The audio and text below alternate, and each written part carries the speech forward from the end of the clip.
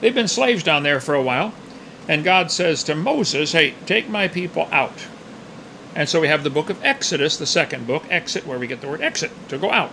So God leads them out of Egypt. So you come here to the book of Exodus. Then the next three books, Leviticus, Numbers, Deuteronomy, are the other books of what are called the books of Moses, though technically Moses didn't write Genesis. The first five are called the books of Moses. Then you have the books of history. What happened to the people? Well, Joshua tells the story of them going in and conquering the land. And then for 350 years, they did not have a king. They had judges that ruled the land. So the book of Judges is the story of all the different judges. One of the famous ones is Gideon, one of the judges of the land.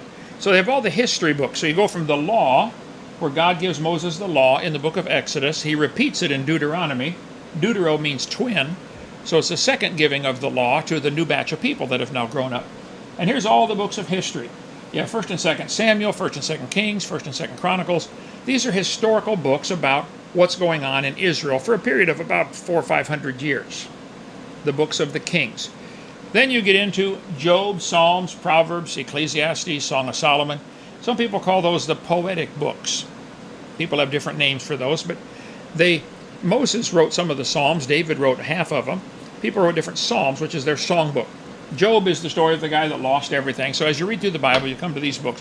Then you have the prophets. The rest of the Old Testament is pretty much divided up into the prophets, people who prophesied to the people. Look, stop doing what you're doing. They have what's called the major prophets. Those are just basically because they're bigger books. And then the minor prophets. The last 12 are called the minor prophets because they're smaller books generally. Some of them only 1 or 2 or 3 or 4 chapters. So pretty small. So basically when you study the Old Testament, you read the law that God gave them. The rest of the history shows them they can't keep this law. Simple commandments. Don't steal. Don't lie. It's like you do with your kids. Give them simple rules and they just don't seem to get it. But during this time of history, during the time when they had kings, first they had simply a judge that ruled over them. And the people finally said, we don't want a judge anymore, we want a king. Well, the first king they got was King Saul. He was king for 40 years, and then King David for 40 years, and then King Solomon. And they ruled what's called the United Kingdom of Israel, the whole nation of Israel under one king. Solomon's son, Rehoboam, was an idiot, and he started a civil war and split the kingdom.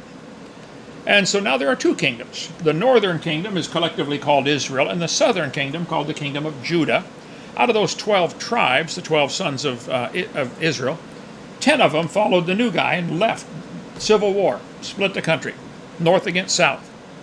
2 of them, Judah and Benjamin, followed Rehoboam and later his line of kings. So you end up with the history now, when you study through 1st and 2nd Kings, it gets kind of confusing. Which country are they talking about?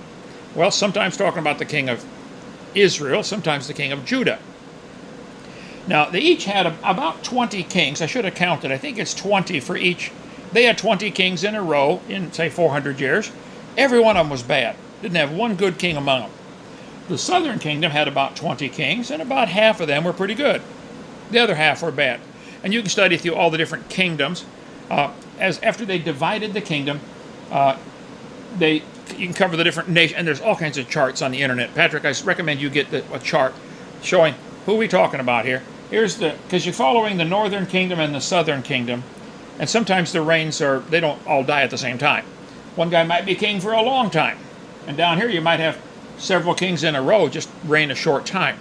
So and sometimes there's overlapping reigns where they're both king. King and a vice president or something. I don't know how they did it, but it's a little tricky to follow the chronology. But they had the time of kingdoms. At the same time, the rest of the world has their kingdoms going on. So you have the Assyrian Empire, the Babylonian Empire, the Medo-Persian, and the Roman Empire. All of these are having an influence on the Jews because it's a little tiny country. Well, during this time, while Egypt has a kingdom, the Assyrians have a kingdom, the Babylonians, the Persians, Iran used to be called Persia. From about 950 BC, and of course before Christ, they're counting the numbers backwards up to 0, which is when Jesus came. Well, meanwhile, you got the northern and southern kingdom. Then the northern kingdom, God was so sick of their sin, he let the Syrians, which today would be, Syria, he let them come take them all captive. He said, you guys, I'm done. I'm going to let you go into slavery. And so they did. About 120 years later, God got sick and tired of the southern kingdom and said, all right, you guys are going to Babylon for slavery for 70 years. So the northern kingdom was taken off into slavery. They've never been heard from since. They're still scattered all over the world. If you meet a Jew in New York, it's probably one of the northern kingdom guys. The southern kingdom was gone to Babylon, and God called Daniel while he was there to preach to the people. Daniel and Ezekiel and Jeremiah all preached. So in all this, Patrick, you're going to have to follow not only who's the king and what's going on politically, but the spiritual temperature. The books of the Bible that deal with the prophets, they're not in chronological order. For instance, Obadiah was a prophet way back here. Joel, but yet they're listed in the Bible near the end because they're small books, minor prophets. Elijah and Elisha were prophets way back here, 800 BC. And you got Isaiah, who was a prophet during several different kings, up here in about 700 BC. So you can get a chart when you're reading this to try to figure out who goes where. Jonah was a prophet back in 750 BC. The last one was Malachi. But all the prophets are not in chronological order.